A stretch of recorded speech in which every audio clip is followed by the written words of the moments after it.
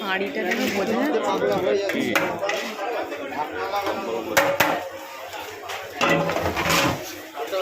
অনেক দিন ধরেই ভাবছিলাম মায়াপুর যাব, অবশেষে ভগবান আমাদের ডাক পাঠালো। তাই তো বেরিয়ে পড়েছিলাম আমি আর আমার বর মায়াপুর যাওয়ার উদ্দেশ্যে। একেই তো টাইম লেট হয়ে গিয়েছিল, তার উপর পড়ে গিয়েছিল বড় ঝামেলা।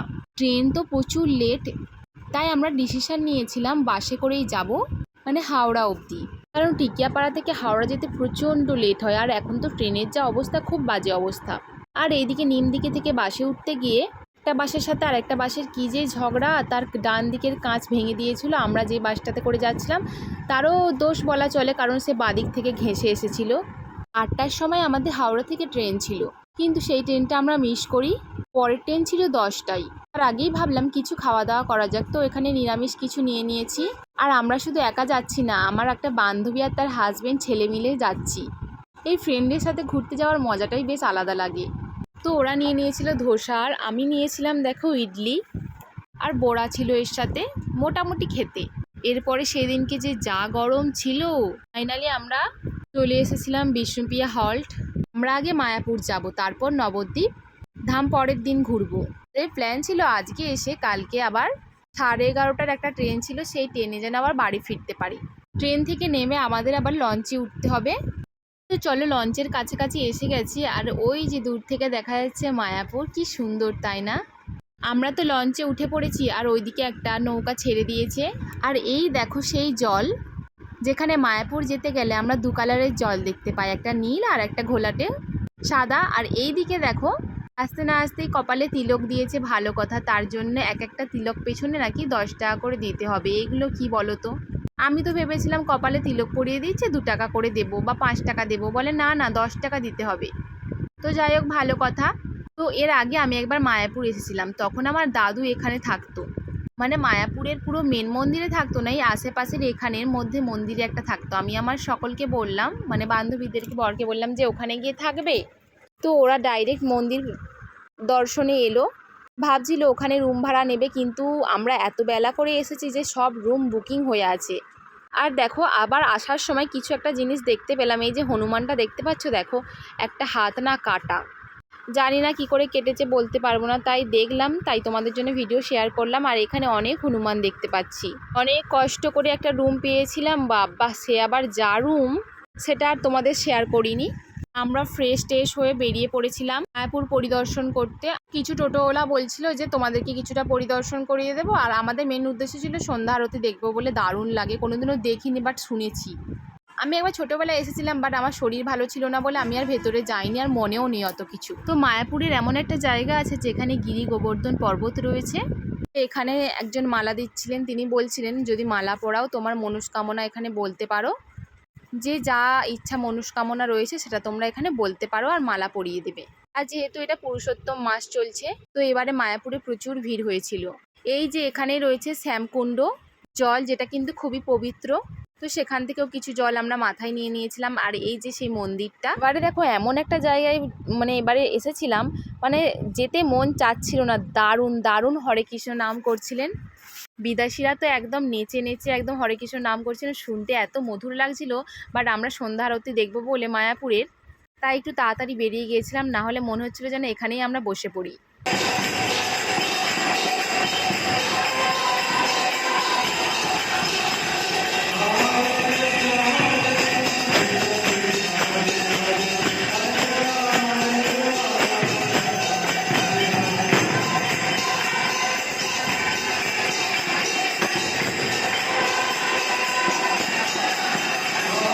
তারপর আমরা তো সন্ধ্যা আরতি দেখতে চলে গিয়েছিলাম মায়াপুরের। সে এক অসাধারণ দৃশ্য, তোমাদের সাথে যে শেয়ার করব তাও পারবো না, কারণ তোমরা তো জানো ওখানে ফোন কিছু নিয়ে অ্যালাউ করে না।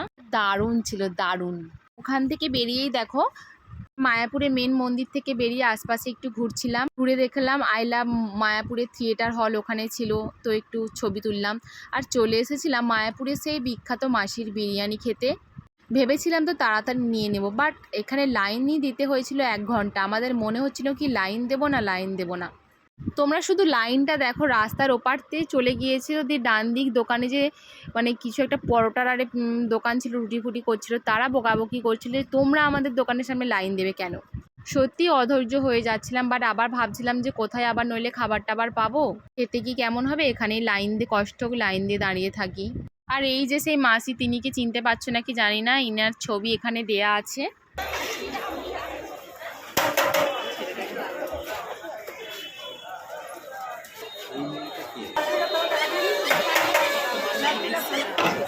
তবে হ্যাঁ, এত পরিমাণে ভিড় ছিল, আর একজন লেবার রাখলেও ভালো হতো, কারণ বিরিয়ানি করার পর প্যাকেটিং কিন্তু নিজেদেরকেই করে নিতে হচ্ছে। এই যে কাস্টমারের লাইন দেখো, আমরা যে যখন দাঁড়িয়েছিলাম পেছনে কত লাইন, আবার সামনে যখন চলে এসেছি আরও পেছনে কত লাইন হয়ে গেছে।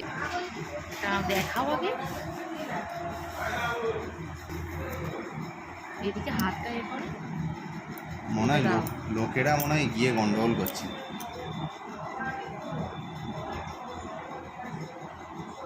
এই হচ্ছে মাসির হোটেলের বিরিয়ানি, বিখ্যাত, যেটা ভাইরাল হয়েছে মাসির বিরিয়ানি। তো আজকে আমরা অতটা লাইন দিয়েও 1 ঘন্টা প্রায় লাইন দিয়েছিলাম, দিয়ে মাসির বিরিয়ানি কিনেছি। এবার টেস্ট করে দেবো কেমন খেতে। তেলটা দিলাম। এবার দেখো বিরিয়ানিতে কি কি মানে রয়েছে সেটা তোমাদের সাথে শেয়ার করব।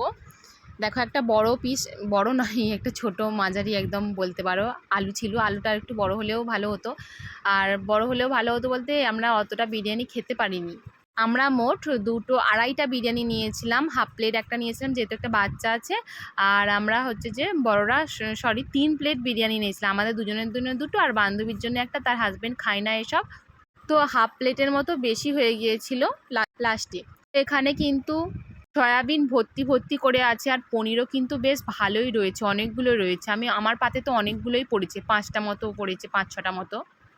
আমার মনে হয়েছে নিরামিষ বিরিয়ানি হিসাবে ভালো খেতে, স্বাদও কিন্তু মোটামুটি ভালোই হয়েছিল।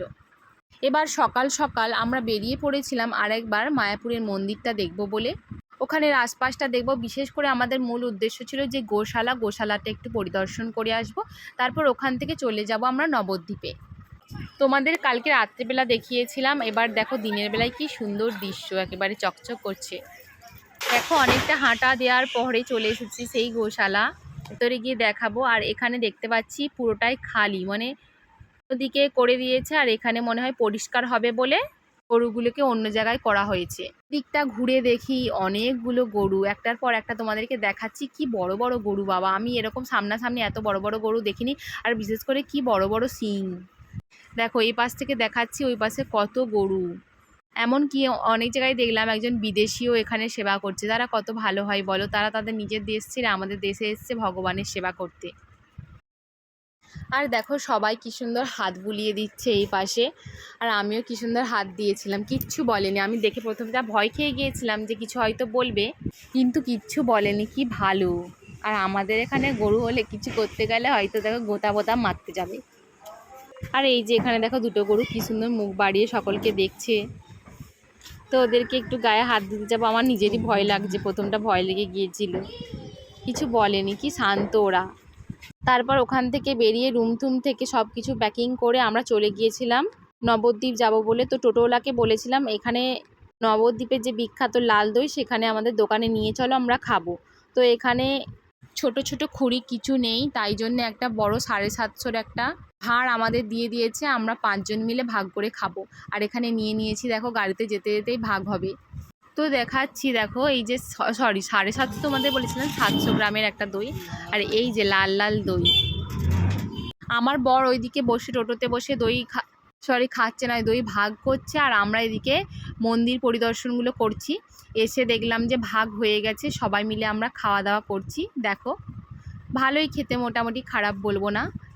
খাওয়া দাওয়ার পরে চলে গিয়েছিলাম বিষ্ণুপ্রিয়ার বাড়িতে। তোমাদের এই সব কিছু ডিটেলসে শেয়ার করব, যেহেতু ব্লগটা অনেক বড় হয়ে যাচ্ছে, এই জন্য টুকিটাকি একটু করে শেয়ার করছি। ভেতরটা তোমাদের একবার দেখে দিচ্ছি। দেখো বিষ্ণুপ্রিয়া হলেন যে শ্রী চৈতন্য মহাপ্রভুর স্ত্রী। আমি যতটা পেরেছি তোমাদের সাথে ভিডিও দেওয়ার চেষ্টা করেছি, আর বেশি ভিডিও আমি নিতে পারিনি। তারপরে আমাদের ট্রেন ছিল, আমরা ট্রেনে উঠে বাড়ি চলে গিয়েছিলাম। অনেক দিন ধরে ভাবছিলাম আসবো আসবো, মায়াপুর ফাইনালি আসতে পেরেছি, খুবই ভালো লেগেছে। তো এই ব্লগটা তোমাদের কেমন লাগলো অবশ্যই জানাও।